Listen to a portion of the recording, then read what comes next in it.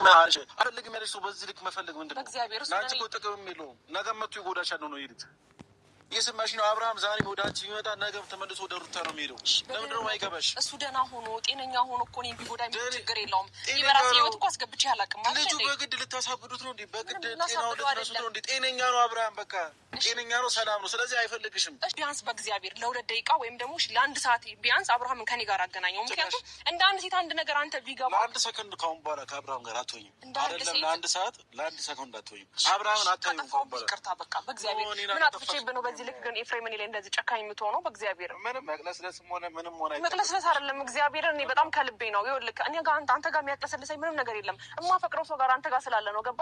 አንተ ጋር ምንም የሚያቅለሰልሰኝ ነገር የለም። ኤፍሬም አንድ ነገር አንደርስታንድ ካደረግ እሺ፣ በእግዚአብሔር እኔ ካጠፋሁብህ ይቅርታ አድርግልኝ። እሺ፣ ምናልባት ይሄን ያህል አብርሃም ከኔ ጋር እንዳይሆን የምትፈልግበት ምክንያት እኔ ምንም ነገር እንደሆነ አላውቅም። ምንም አላጠፋሽም። አብርሃም እና ሩታ እንዳይሆን ስለሚፈልጉ ብቻ ሌላ ነገር አንቺ አጥፍተሽ ምናምን አይደለም። እርግጠኛ ነኝ አብርሃም ደግሞ እንደኔ አይነት ሴት እንደኔ አይነት ብልህ ሴት እንደምታስፈልገው በጣም እርግጠኛ ነኝ። ሩታ ሞኝ ሴት ነች። ሩታ አትገባው ነው ለአብርሃም። አንቺ እንደዛ ነው። ኦኬ ሩታ ለአብርሃም አትገባው። አዚ ሩታ በጣም ጠንካራና ብልህ ሴት ነች። ራስሽን እንደማን ነው የምታዩ? እኔ ራሴን እንደ ራሴ ነው የማማው። ራስሽን ቆለልሽ፣ በጣም እንዲህ ሰቀልሽ። ሄርሜላ ነኝ ራሴን በቆልሽ ነው። ስለዚህ ሩታም ለትዳር የምትሆን አይነት ሴት ነች። ስነ ስርዓት ኖርሽ፣ ስነ ስርዓት ይዘሽ አውሪ። አሁን በኋላ ስነ ስርዓት ይዘሽ ተቀመጪ። ሌላ ችግር ለመፍጠር እንዳሞክሪ። ሌላ ችግር ለመፍጠር ብትሞክሪ ከኔ ጋር ነው ጸብሽ። እኔ ደግሞ እንደዚህ በዋዛ መለቅሽ አይነት ሰው አይደለሁም። ስነ ስርዓት ይኖርሽ። አብርሃም አጠገብ ላይ ውድ ቤተሰቦቼ ማለት ነው ብልህ ሴት እና እኔ ይበልጣለሁ ባይነታችን ስግብግብነታችን ያ ሰው የማይፈልገው ነገር ውስጥ እንድንገባ ነው እያደረግን ያለ ነው። ክፉ ያልነበረው ሰውዬ ደግ የነበረው ሰውዬው ክፉ እንዲሆን ወደ መጥፎ ቦታ ወደ አልሆነ ቦታ እንድንገባ ነው የምናደርገው። ይህ ምክንያት ደግሞ ተትዳራችን ውጪ እያለችሽ እዚህ ኩላ ውስጥ ገብተሽ ክፉ እንድትሆን ያረግሻት ያልሆነ መንገድ እንድትሄድ ከእግዚአብሔር መንገድ መውጣት ያስተማርሻት አንቺ ነሽ ሄርሜላ። እውነት እንነጋገር ተባለ ማለት ነው። ከግንኙነታችሁ ብሎ ያውቃል ኤፍሬም። ግን ደግሞ የሚሄዱበት መንገድ ትክክል ነው እያልኩ ሳይሆን አብርሃም እንደዚህ እኮ ነው ሩታ መውደድ አለበት እያልኩ አይደለም። ግን ሄርሜላ ስትመጣ ስተት ነው፣ ስተትና ስተት ነው። ሰላም ጤና ይስጥልኝ ውድና የተከበራችሁ የብዙሃን ቻናል ቤተሰብ እንዴት አላችሁ? ነው ያለው። እግዚአብሔር ይመስገን ሁሉ ሰላም ነው። ውድ ቤተሰቦች እናንተን ባላችሁበት ሰላማችሁ ይብዛ እያልኩኝ በነገራችን ላይ ብዙ ጊዜ እኔ ሰላም አልልም። ያው የመዳም ቅመም ታውቁታላችሁና ብዙ ጊዜ አይመቸንም። ወይ እንጠራለን ወይ የሆነ ነገር ቪዲዮ ብቻ እንትን እንዳይማይል እንለቅበታለን ማለት ነው። ያ ነው እና በጣም ይቅርታ ላለሁኝ እና ውድ ቤተሰቦቼ ሰብስክራይብ ምንድን ነው ይቅርታ ሰብስክራይብ ላይክ አድርጉኝ ማለት ነው። ቻናሌ የመጨረሻ ደረጃ ሞቷል ማለት ነው። ቆይ ነገ ደህና ነገር እንትንልበታለሁ እያልኩ ነበር፣ ግን ደግሞ አልተሳካም። ያው ታውቁታላችሁ የመዳም ቤት ስራ እና ውድ ቤተሰቦቼ በቀንነት አይከፈልበትም። ላይክ ሰብስክራይብ አድርጉኝ ማለት ነው። እስኪ ወደ ቪዲዮ እንሄድ ማለት ነው ውዶቼ። ግን እኔ ሄርሜላም ሆነ ሩታ የሚሄዱበት መንገድ ስህተት ነው። ሰውን ክፉ የሚያደርገው ሰው ነው። አሁን በኋላ ስነ ስርዓት ይዘሽ ተቀመጪ። ሌላ ችግር ለመፍጠር እንዳሞክሪ። ሌላ ችግር ለመፍጠር ብትሞክሪ ከኔ ጋር ነው ጸብሽ። እኔ ደግሞ እንደዚህ በዋዛ መለቅሽ አይነት ሰው አይደለሁም። ስነ ስርዓት ይኖርሽ። አብርሃም አጠገብ እደርሳለሁ ብትይ ከኔ ጋር ነው ጸብሽ። ሁለተኛ አብርሃም አጠገብ እንዳደርሽ ላይሽም አልፈለግም። አንቺና አብርሃም ፈጽሞ አብራችሁ ማትሆኑ ሰዎች ናችሁ። ስለዚህ ወጥቶ ነው የሚሻልሽ ነግሬሻለሁ። እሺ ኤፍሬም ቆይ አንዴ ቆይ በእግዚአብሔር አንዴ ላውራ። ለቀሽኝ አውሪኝ። እሺ ቢያንስ ዘመና ደረጃ ለቀሽኝ አውሪኝ። አብርሃም አጠገብ እንዳደርሽ ነገርኩሽ። በእግዚአብሔር ኤፍሬም ጨርሻለሁ፣ ነገርኩሽ። እንዳላይሽ አብርሃም አጠገብ ዋሉ ከንፋስ ጋር እንዲቆይ ደጅ ምነው ጠረንህን ጥለኸው ባቴ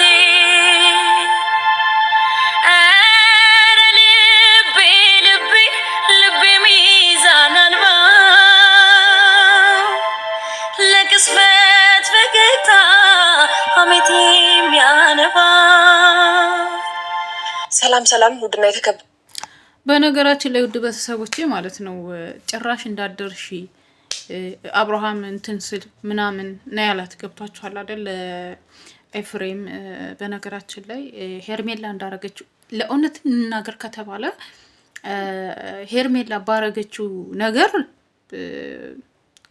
ኤፍሬም ትክክል ነው ብዬ ነው የማስበው። ምክንያቱም ሩታ ያኔ ነፍሰ ጡር በነበረችበት ጊዜ ታይ ከህይወታችን ውጪ ብላታለች። ገብቷችኋል አይደለ? ከህይወታችን ውጪ ብላ ብዙ ጊዜ አባብላታለች፣ ብዙ ጊዜ ለምናታለች፣ ብዙ ጊዜ እየጠራ አሁን ወጥቻለሁ እናንተን ላስታርቃችሁ ነው እኔ እኮ እንድትታረቁ ነው እያለች አብራ እየተገኘ አልጋ ቤት በአጭር እንትን ተስፋ እሷና አቤል ብዙ ነገር ሰርተዋል። በነገራችን ላይ አብርሃምና ሩታ ሊታረቁ ነበረ። ታስታውሳችሁ? ለአዲሱ ዓመት ሊታረቁ ብለው ሄርሜላ መታ ነው ቀርማ መታ ምግብ እሷን አልጠበቋትም። ሄርሜላን በመኪናው አንጥቶ የሁላ ነገር እዚህ ደረጃ እንዲደርሱ የተዳረገው ማለት ነው። በነገራችን ላይ ሄርሜላ ይሄ ስራሽ ነው። ምክንያቱም ለምን እኔ እውነት ነው ለመናገር የምፈልገው እዚህ ጋር ሩታ ትክክል ናት እያልኩ አይደለም። አሁን የሄደችበት መንገድ ሩታ በጣም ስህተት ነው። በሃይማኖታችንም ሆነ በምንም አሁን እንደሚባለው ከሆነ አላየንም፣ ግን ደግሞ ነው ያስታውቃል። ልጁ ያለበት ደረጃ ስህተት ነው ብዬ ነው የማስበው። ትክክል ናት እያልኩ አይደለም፣ ግን ደግሞ ሩታ ተበድላለች። እንዲህ እንድትሆን ያደረገቻት እሷ ናት። አሁን ሩታ የከፈለችውን ነገር ገና ትከፍላለች ብዬ ነው የማስበው። ምክንያቱም እኔ ለምን እህቴ አትሆንም? እኔ ልሁን፣ በሰራሁት ስራ ዋጋ መክፈል አለብኝ። ሰው ጤፍ ዘርቶ ስንዴ አይጽድም፣ ስንዴ ዘርቶ ጤፍ አይጽድም። የተጣላም ባለ ትዳር ታውቃላችሁ፣ በእንትን ራሱ ትዳር የተባረከ ጋብቻ ነው የሚለው ቃሉ ራሱ ማለት ነው። በመጽሐፍ ቅዱስም በምንም ብትሉ በማንኛውም ሃይማኖት ብትሄዱ ትዳር ነው። ትዳራቸው ላይ 80 እያላቸው የሚታረቁትን በእሷ ምክንያት ባይጣሉም ምክንያት ሆና እንዲለያዩ አንድ ያልጋ ቤት ተቂጡ እያለች ደግሞ ሳይፈልግም ነው። አስታውሳችሁ ከሆነ አቤል እንደምታፈቅራት ንገራት ብሎ ሲገፋፋው ለምንድን ነው የልጄን እናትና ከሁለቱ እንደዚህ ለምንድን ነው የምታደርጉ ይብሏል። በግፊት ነው እንዲያደርግ እያደረጉ ያሉ በተለይ አቤል ተብዬው ማለት ነው።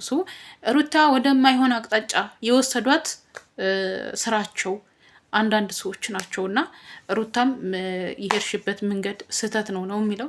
ምክንያቱም እንደዚህ አብርሃም እንደዚህ እኮ ነው መቼም አይቀጥልም። እውነቴን ነው። ይሄ ሰይጣን ለጊዜው ያሰቃያቸዋል፣ ለጊዜው እንትን ይላቸዋል እንጂ ይህ አብርሃም ራሱ ለአንቺ አይጠቅምም። በነገራችን ላይ ወደ ሩታ ስመጣ ማለት ነው ሄርሜላ አንዳንዴ ራስሽን እስቲ ገምግቢ። ምን አድርጌ ነበር? ሩታ ነፍሰ ጡር ሆና ምን እያደረግኩ ነበር? ምን አድርጌ ነው አብርሃምን ወደ እኔ ላመጣ የቻልኩት ብለሽ የመርፌ ታክል ቀዳዳ ፈልገሽ ነው የገባሽው። እኔ ላስታረቃችሁ ሞከርኩ፣ ላስታረቃችሁ ነው ምናምን እያልሽ እነሱ መታረቅ የሚችሉትን እንደዚህ እንዲራራቁ ያደረግሽው፣ ሩታ መጥፎ ሰው እንድትሆን ያደረግሽው። በነገራችን ላይ ብልህ ሴት እና ጎበዝ ሴት አይደለችም ለማለት ሩታ ከአንቺ በላይ ብልህ ናት። በነገራችን ላይ ብልህ በጣም ጎበዝ ሰው አብርሃምን ከፍራሽ ብዙ ሰው የሚያውቀው ነው ወደዚህ ደረጃ ያደረሰችው ሩታ ናት። እውነት እንነጋገር ከተባለ ማለት ነው። ግን ደግሞ አሁን የሄደችበት መንገድ ስህተት ነው።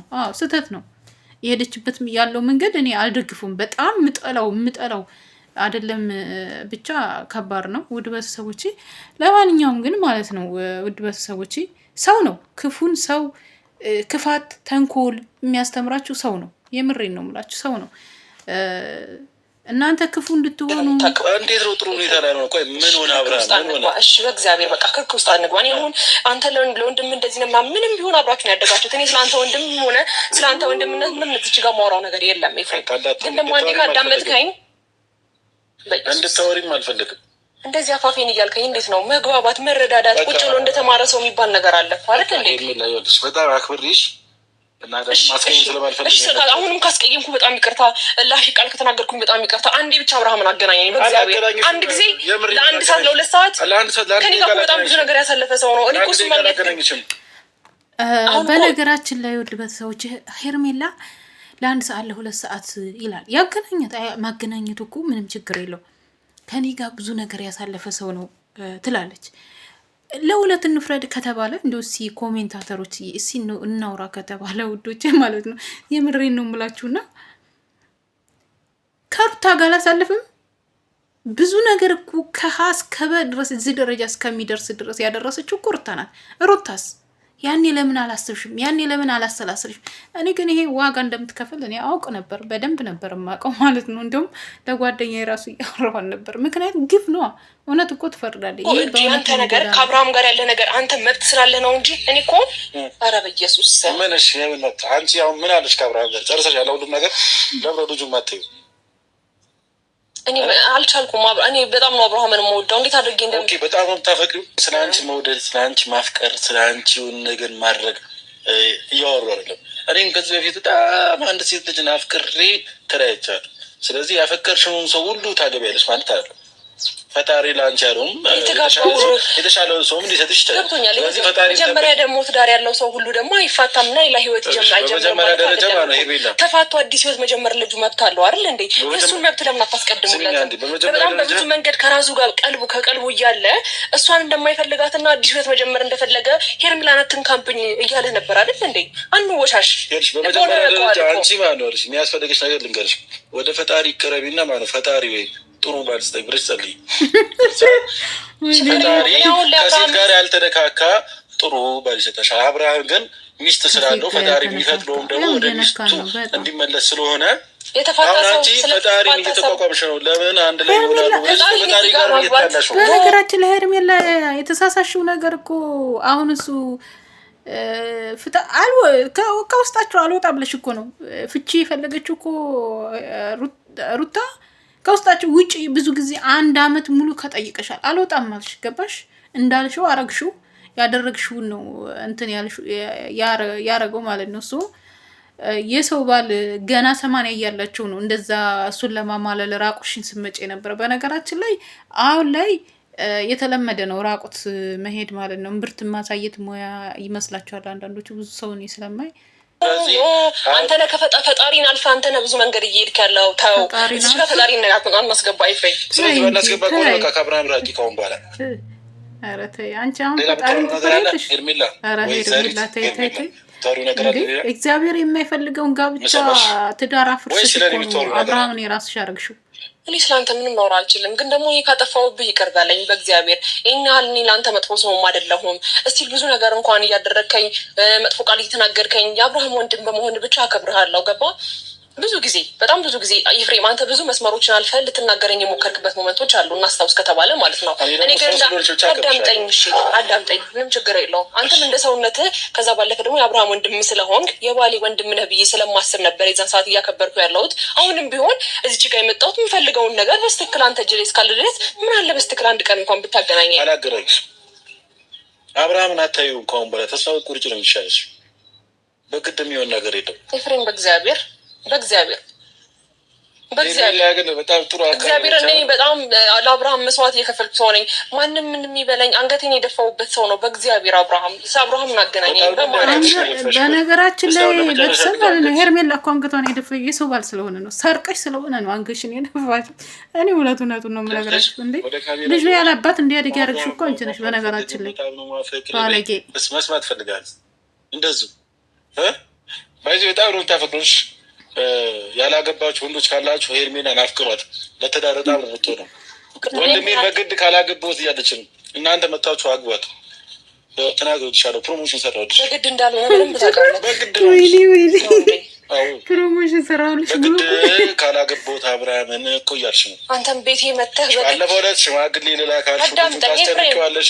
ቀለበት ይህ ሁሉ ነገር ግን ሳይሳካልሽ አብርሃም ወደ ቀድሞ ሚስቱ ተመለስ አለቀ እንጂ አንቺ በብዙ ነገር ልትይዥው ነበር። ልጁን በሽምግልና ልትይዥው ነበር፣ በቀለበት ያልሽው፣ በብዙ ነገር ያልሽው አልተሳካልሽም።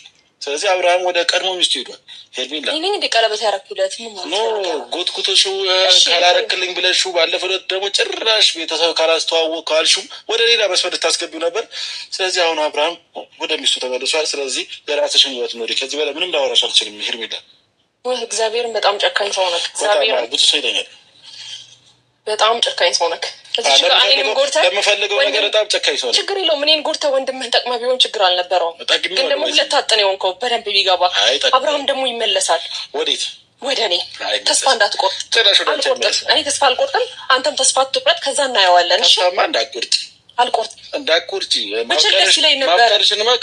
ማፍቀርሽን በደንብ ቀጥይበት። አብርሃም የኔ ማድረግንም ደግሞ ተስፋ አልቆርጥም። አሳይሃለሁ ኤፍሬም። የምርሽን ነው? አዎ ለምኜ እንደዚህ እሺ መተለኝ ከሆነ በፍቅር ሄጄ በብልሃት ሄጄ አክብሬ እንደዚህ በስተክል ማትመልስ ከሆነ እኔ አንድ ነገር ልንገርሽ። አብርሃም አሁን ወደ አንቺ መጣ፣ ግን ምንድነው ዋስትናሽ? ምንድነው የምትባምኝበት? አሁንም እኮ ባለ ነው ይኸውልሽ፣ ህይወትሽን እንደዚህ እያደረግሽ ነው እየኖርሽ ያለሽ። አብርሃም አሁንም ቢመጣ ባለ አይጠቅምሽም። እውነት ነው ያልሽ። እንደሚመጣ እርግጠኛ ነህ ማለት ነው። እንደሚመጣ እርግጠኛ ነህ። አይጠቅምሽም ነው የምልሽ። እንደሚመጣ እርግጠኛ ሆንክ ማለት ነው።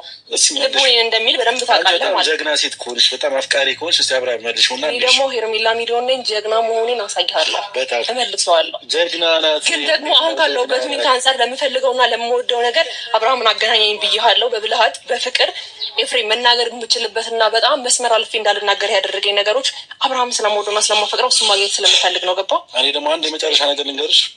ከአሁን በኋላ ስነ ስርዓት ይዘሽ ተቀመጪ። ሌላ ችግር ለመፍጠር እንዳሞክሪ።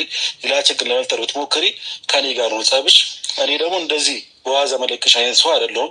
ስነ ስርዓት ይኖርሽ። አብርሃም አጠገብ እደርሳለሁ ብትይ ከኔ ጋር ነው ጸብሽ።